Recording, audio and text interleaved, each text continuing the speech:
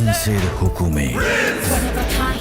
ঈদে মুক্তির অপেক্ষায় থাকা বড় বাজেটের cinema Prince once upon a time in Dhaka অবশেষে সামনে এলো নতুন আপডেট। দীর্ঘ প্রতীক্ষার পর প্রকাশ করা হয়েছে সিনেমাটিক টিজার।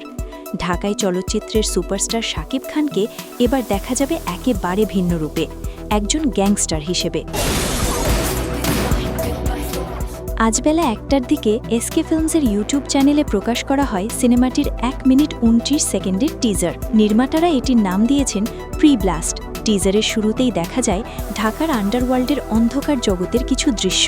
এরপরই পর্দায় হাজির হন প্রিন্স চরিত্রে শাকিব খান। লম্বা চুল, চোখে সানগ্লাস আর অ্যাকশন ভরা উপস্থিতিতে প্রতিপক্ষ ও আইন শৃঙ্খলা বাহিনীর সদস্যদের সঙ্গে সংঘর্ষে জড়াতে দেখা যায় তাকে। টিজারে শাকিব খানের আরেকটি ভিন্ন লুকও নজরে এসেছে। সেখানে তার চুল ছোট এবং উপস্থিতিও কিছুটা আলাদা।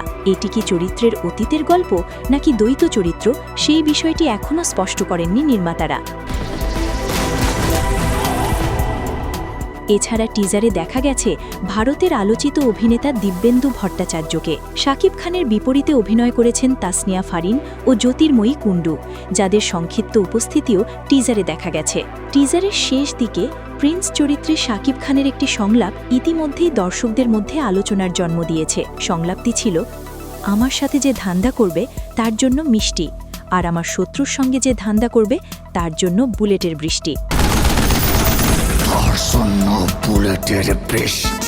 প্রথম দিকে শোনা গিয়েছিল সিনেমাটি 90-এর দশকের ঢাকার এক আলোচিত গ্যাংস্টারের জীবন অবলম্বনে তৈরি। তবে বিষয়টি নাকচ করেছেন পরিচালক আবু হায়াত মাহমুদ। তার মতে এটি কোনো নির্দিষ্ট ব্যক্তির জীবনী নয়, বরং একটি বড় বাজেটের বাণিজ্যিক সিনেমা।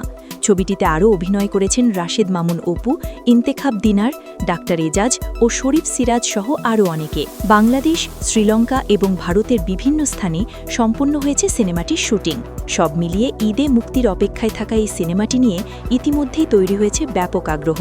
এখন দেখার বিষয়, বড় পর্দায় প্রিন্স হয়ে শাকিব খান কতটা চমক দেখাতে পারেন।